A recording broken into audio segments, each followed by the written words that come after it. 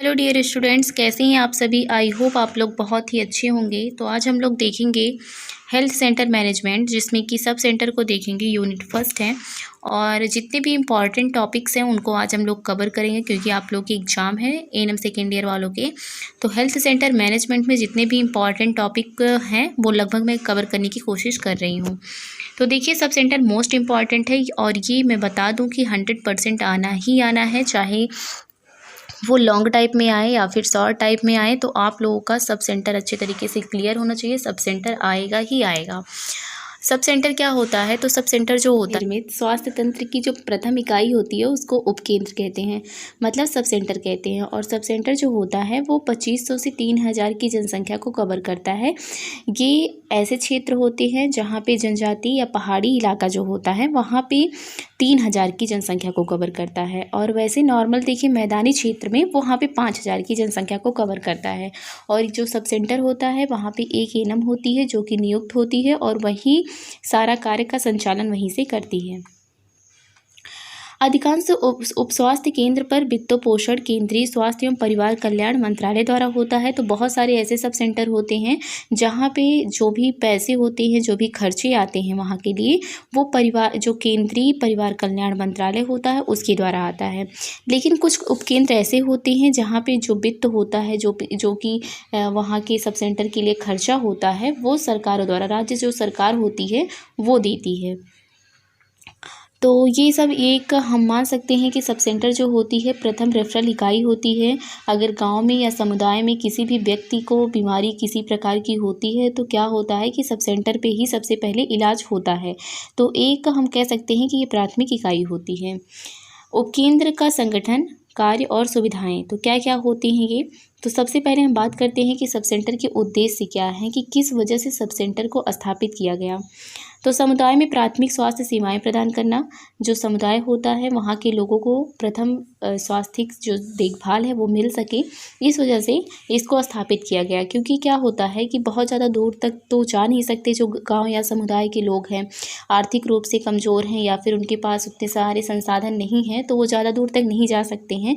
तो इस वजह से अगर उनके पास में ही रहेगा सब सेंटर तो वो आसानी से जाकर अपना ट्रीटमेंट करवा सकते हैं। समुदाय में अच्छी जीवन शैली को बनाए रखना। जाहिर सी बात है, अगर किसी का भी स्वास्थ्य अच्छा रहेगा वो जल्द से जल्द अपनी बीमारियों को दिखा सकेगा, तो उसका स्वास्थ्य अच्छा ही रहेगा। समुदाय में सेवाओं को लोगों की मांग के अनुसार पूरा करना। देखिए, जो समुदाय होता है वहाँ पे क्या करना चाहिए कि जितना किसी की डिमांड हो उसी के अनुसार उनकी आवश्यकताओं को पूरा किया जाना चाहिए। जैसे कि अगर डिमांड है कि 1 टेबलेट पैरासीटामॉल की और आप उसको 4 पैरासीटामॉल दे रहे हो, तो फिर वो जो 3 टैबलेट है वो फेंका ही जाएगा। इसी प्रकार से जो 3 लोग हैं वो क्या होंगे कि वंचित रह जाएंगे उस ट्रीटमेंट से। तो इस वजह से क्या करना चाहिए कि सब सेंटर में लोगों की मांग के अनुसार ही सुविधाएं उपलब्ध करवानी चाहिए।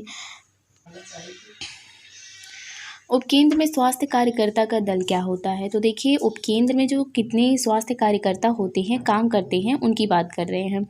तो एक होती है बहुउद्देशीय महिला स्वास्थ्यकर्ता, जिसको फीमेल हेल्थ वर्कर कहते हैं। और दूसरी जो होती है वो बहुउद्देशीय पुरुष स्वास्थ्य कार्यकर्ता होती है, वो भी एक ही होते हैं, जिसको मेल हेल्थ वर्कर कहते हैं। और स्वैच्छिक कार्यकर्ता जो कि सफाई वगैरह का काम करती हैं, तो वो होती हैं, वो भी एक होती हैं। तो इस तरीके से हम कह सकते हैं कि 3 लोग वहाँ पे मौजूद रहते हैं। उपकेंद्र का पर्यवेक्षण कौन करता है? तो सुपरविजन मतलब कौन करता है। तो एक महिला स्वास्थ्य सहायक 6 उपकेंद्र 6 महिला स्वास्थ्य कार्यकर्ता का पर्यवेक्षण करती है। देखो, जो सुपरविजन होता है, कहने का मतलब है कि जो 6 महिला स्वास्थ्य कार्यकर्ता होती हैं, 6 महिला स्वास्थ्य कार्यकर्ता का सुपरविजन एक फीमेल हेल्थ वर्कर करती है, मतलब 6 उपकेंद्रों का वो सुपरविजन करती है। तो उपकेंद्र की कौन कौन सी कार्य होते हैं उनको देख लेते हैं। तो संक्रामक रोगों की रोकथाम करना, जो भी कम्युनिकेबल डिजीज़ मतलब जो एक व्यक्ति से दूसरे व्यक्ति में फैलते हैं उनको हम संक्रामक रोग कहते हैं, तो उनकी रोकथाम करना। मामूली एवं संक्रामक रोगों का उपचार करना, जो कि ऐसे संक्रामक रोग हैं जिनका आसानी से इलाज हो सकता है, तो ऐसे रोगों का इलाज करना। परिवार नियोजन मतलब फैमिली प्लानिंग की जो सुविधाएं हैं उन सबको देना। मातृ शिशु स्वास्थ्य सेवाएं, माता को और बच्चे को जितनी भी स्वास्थ्य सुविधाएं हों उनको स्थापित करना, उनको देना। इम्यूनाइजेशन जो कि मोस्ट इम्पॉर्टेंट है, ये सब सेंटर पे टीकाकरण का कार्य होता है, तो बच्चों को और माँ को टीकाकरण लगाना। रेफरल सेवाएं देना। रेफरल मतलब होता है कि एक स्थान से दूसरे स्थान पर जहाँ पे ज़्यादा सुविधाएं होती हैं वहाँ पे पेशेंट को भेजना, तो रेफरल सुविधाएं देना। और शल्य स्वास्थ्य देखभाल। शल्य स्वास्थ्य देखभाल का मतलब होता है कि जो सिजेरियन वर्क होते हैं उन सबको करना। स्वास्थ्य शिक्षा देना, लोगों को समुदाय में जाकर स्वास्थ्य शिक्षा देना। दाइयों का प्रशिक्षण, दाइयाँ जो होती हैं उनको प्रशिक्षित करना। और जन्म मरण का रिकॉर्ड स्थापित करना, जैसे कि कितने व्यक्ति समुदाय में हैं जिनकी मृत्यु हो चुकी है और कितने बच्चे हैं जिन्होंने नया जीवन लिया है 1 साल के अंदर, तो ऐसे सबका रिकॉर्ड रखना। राष्ट्रीय स्वास्थ्य कार्यक्रम में सहभागिता लेना, जितनी भी फैमिली प्लानिंग हो गए और नेशनल हेल्थ प्रोग्राम चलाए जाते हैं तो उनमें पूरी सहभागी आपको लेनी है। विशेषज्ञों के पास पहुंचाने की सेवाएं देना, जैसे कि कोई भी पेशेंट ऐसा है जो कि उसकी कंडीशन बहुत ज़्यादा ख़राब है तो उसके स्पेशलिस्ट के पास आपको पहुंचाना है और उस पेशेंट को क्या करना है कि बताना है कि हाँ इस तरीके से इस स्पेशलिस्ट से आप मिल सकते हैं, जिससे आपकी जो भी बीमारियाँ हैं वो दूर हो सकती हैं। तो एक फीमेल हेल्थ वर्कर, जिसको हम बात करें कि सब सेंटर पे तो एएनएम ही होती हैं, तो एएनएम का कार्य क्या होता है सब सेंटर पे, तो यही है कि टीकाकरण करना, पोषण संबंधी सेवाएं देना, मेडिकल टर्मिनेशन ऑफ प्रेगनेंसी करना, प्राथमिक चिकित्सा सुविधाएं प्रदान करना, यही सब एएनएम के कार्य होते हैं। जो अभी आपने ऊपर देखा वही सब सारे कार्य जो होते हैं वो एएनएम के होते हैं। नेक्स्ट बात करते हैं मोस्ट इम्पॉर्टेंट क्वेश्चन जो है हेल्थ सेंटर का, कि सूचना, शिक्षा और संचार मतलब इंफॉर्मेशन, एजुकेशन एंड कम्युनिकेशन, ये मोस्ट इम्पॉर्टेंट है और ये सभी एग्जाम में लगभग पूछा जाता है, तो आपको इसको तैयार करके जाना ही चाहिए। सूचना, शिक्षा एवं संप्रेषण वे विधियाँ हैं जो संयुक्त रूप से व्यक्ति, परिवार, समुदाय, संगठन के लोगों को अच्छा स्वास्थ्य पाने के लिए बेहतर देखभाल के अवसर देती हैं। इस विधि से उनके स्वास्थ्य व्यवहार में परिवर्तन लाया जा सकता है। ये क्या होती हैं इसको अच्छे तरीके से समझते हैं।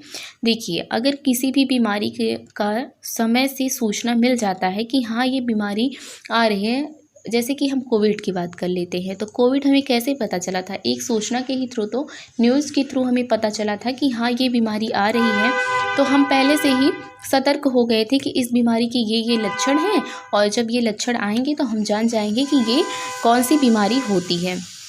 शिक्षा, तो उसके बारे में क्या हो रहा था कि जब कोविड आया था तो आशा हो गई, एएनएम हो गई, वो गांव-गांव में जाकर लोगों को एजुकेट कर रही थी कि किस तरीके से आपको इससे प्रिवेंशन के उपाय क्या हैं, अगर किसी को हो जाते हैं तो इससे क्या क्या सावधानियां बरतनी हैं। संचार, तो संचार जो यही हो रहा था कि किसी दूसरे देश में हुआ था लेकिन न्यूज़ चैनल के थ्रू, किसी दूसरे के थ्रू, मोबाइल में या फिर एएनएम के थ्रू या फिर नर्स के थ्रू, मतलब डॉक्टर नर्स सबके थ्रू जो आप तक ये जानकारी जब आ गई कि हाँ यहाँ कोविड फैल गया है, आपके आसपास के गांव में भी फैल गया है कोविड, तो ये होता है संचार। मतलब एक स्थान से दूसरे स्थान पर जो सूचनाएं होती हैं वो जब जाती हैं तो उसी को हम संचार कहते हैं। तो यही होता है कि सूचना, शिक्षा और संचार का मेन मकसद यही होता है कि लोगों के स्वास्थ्य में सुधार लाना। पहले से ही जब जानकारी रहेगी तो लोग उस चीज़ के प्रति सतर्क हो जाएंगे और अपने स्वास्थ्य को अच्छा कर सकते हैं। IEC, इसको इन्फॉर्मेशन इंग्लिश में कहें तो इन्फॉर्मेशन एजुकेशन कम्युनिकेशन होता है और इसको शॉर्ट फॉर्म में IEC कहते हैं। तो कभी कभी शॉर्ट फॉर्म में भी क्वेश्चन में आ जाता है कि IEC क्या होता है, तो आपको इसका जो शॉर्ट फॉर्म है उसको भी याद होना चाहिए, नहीं तो आपको ऐसे पता ही नहीं चलेगा कि IEC आया क्या है। तो इसका प्रमुख उद्देश्य समुदाय के लोगों को स्वास्थ्य सत्र में बढ़ावा देना और उनकी स्वास्थ्य आदतों में शीघ्र परिवर्तन करना। मतलब बहुत लोग ऐसे होते हैं ना, उनकी जो स्वास्थ्य के प्रति अवधारणाएं होती हैं या फिर आदतें होती हैं कुछ गलत होती हैं, तो उन्हीं जो अवधारणाएं हैं उनको चेंज करना भी एक इसके अंतर्गत आता है। इसका कॉन्सेप्ट क्या है? तो सूचना, शिक्षा एवं संप्रेषण परस्पर संबंधित होता है। जो सूचना होता है, शिक्षा होता है, ये आपस में संबंधित होते हैं, एक दूसरे से रिलेटेड होते हैं, एक दूसरे पर आश्रित होते हैं और ये एक दूसरे पर आश्रित भी होते हैं। सूचना शिक्षा प्रदान करने का माध्यम है। देखो, जो सूचना होता है ना, वो शिक्षा के माध्यम से ही सूचना फैलता है। संप्रेषण व शिक्षा के समुदाय के व्यक्तियों में परिवर्तन लाया जा सकता है। देखिए, संप्रेषण जब आप देंगे, शिक्षा देंगे, लोगों को गांव-गांव जाकर एजुकेट करेंगे, तो फिर उसके बाद उनके स्वास्थ्य में तो सुधार आएगा ही। जब आप बताएंगे कि ये चीज़ें गलत है, ये चीज़ें सही हैं, तो उनको उस चीज़ के प्रति जागरूकता बढ़ेगी और वो चीज़ें जान जाएंगे, तो वो चीज़ें नहीं करेंगे जो गलत चीज़ें हैं, क्योंकि उनके अंदर भी ये आएगा कि हाँ, ये लोग पढ़े लिखे हैं तो अच्छा ही मुझे बता रहे हैं, गलत नॉलेज तो दे ही नहीं रहे हैं। तो आईईसी के उद्देश्य क्या होते हैं? एम्स की बात करें तो व्यक्ति, परिवार, समूह, स्वास्थ्य संगठन के स्वास्थ्य व्यवहार में परिवर्तन लाना। तो जितने भी व्यक्ति हैं, परिवार हैं, स्वास्थ्य है, संगठन है, जो भी हैं, उनके जो स्वास्थ्य व्यवहार है उसमें परिवर्तन लाना। जैसे कि बहुत लोग, क्या होता है कि कहते हैं कि पपीता नहीं खाना चाहिए, डिलीवरी के टाइम पे एबॉर्शन हो जाता है, या फिर डायरिया के टाइम पे वो लिक्विड फॉर्म में जो चीज़ें होती हैं वो बच्चों को नहीं देते हैं, तो ये उनकी गलत अवधारणाएं हैं। जब आप बताएंगे कि डायरिया के टाइम पे और ज़्यादा लिक्विड फॉर्म में चीज़ें देनी चाहिए, और डिलीवरी के टाइम पे बहुत लोगों की अवधारणाएं होती हैं कि कम भोजन देना चाहिए, नहीं तो बेबी होने में बेबी ज़्यादा बड़ा हो जाता है तो ज़्यादा प्रॉब्लम होता है। तो ये सब आपको बताना है कि नहीं, ये सब गलत चीज़ें हैं, और बल्कि डिलीवरी टाइम में और ज़्यादा उनको कैलोरी युक्त भोजन देना चाहिए, नहीं तो वो एनीमिया की शिकार हो जाएंगी। तो ये सब जब चीज़ें आप बताएंगे तो लोगों के व्यवहार में, स्वास्थ्य व्यवहार में परिवर्तन होगा। स्वास्थ्य व्यवहार में परिवर्तन की योजना बनाना, उद्देश्य इसकी यही है, और समुदाय व समाज के नियमों में परिवर्तन करना। जो भी समाज के नियम हैं, तो अगर अच्छे हैं तो सही हैं, अगर बुरे हैं तो उनमें परिवर्तन लाना है। आईसी का क्षेत्र क्या होता है? तो प्राथमिक स्वास्थ्य देखभाल पे, मातृ एवं शिशु स्वास्थ्य, प्रजनन स्वास्थ्य सेवाएं और संक्रामक रोग पर नियंत्रण और परिवार कल्याण। तो यहाँ ये इसके क्षेत्र होते हैं। अब बात करते हैं हम रिपोर्ट की। तो कभी कभी रिपोर्ट्स के प्रकार भी पूछ लेता है कि रिपोर्ट्स के कितने प्रकार होते हैं और एक सब सेंटर पे कौन कौन से रिकॉर्ड रखे जाते हैं। तो इसमें बिल्कुल भी इम्पॉर्टेंट क्वेश्चन को मैं इंक्लूड की हुई हूँ। तो देखिए, रिपोर्ट जो होते हैं ना, रिपोर्ट जो होती हैं वो मुख्यतः 3 प्रकार की होती हैं। एक साप्ताहिक रिपोर्ट होता है, दूसरा मासिक रिपोर्ट होता है, और तीसरा जो होता है वो वार्षिक रिपोर्ट होता है। साप्ताहिक रिपोर्ट वो होती हैं जो वीक में तैयार किए जाते हैं, मतलब वीक में जितने भी केसेस आए, जैसे चाहे जन्म मृत्यु के हो, चाहे डिलीवरी के हो, चाहे एमटीपी के हो, चाहे एबॉर्शन के हो, चाहे चाइल्ड बर्थ के हो, तो जो भी वीक में आते हैं केसेस, तो उनको हम साप्ताहिक रिपोर्ट के अंतर्गत रखते हैं। तो और मासिक रिपोर्ट क्या होता है कि आप इन सब चीज़ों का जो डाटा है वो मंथली तैयार कर रहे हैं, तो वो मासिक रिपोर्ट के अंतर्गत आ जाएगा। वार्षिक रिपोर्ट क्या है कि आप पूरे ईयर का डाटा रख रहे हैं, कि वही जो मासिक रिपोर्ट है ना, कुछ दिन बाद जब वर्ष कंप्लीट हो जाता है और आप उसको वार्षिक में इंक्लूड कर लेते हैं, तो वो वार्षिक रिपोर्ट के अंतर्गत आ जाता है। देखिए, उपकेंद्र पे कौन कौन से रिकॉर्ड रखे जाते हैं। तो लक्ष्य दंपत्ति रिकॉर्ड रखा जाता है, नसबंदी रिकॉर्ड, मतलब कितने लोगों का नसबंदी हुआ है, वो चाहे मेल का हो, वो चाहे फीमेल का हो।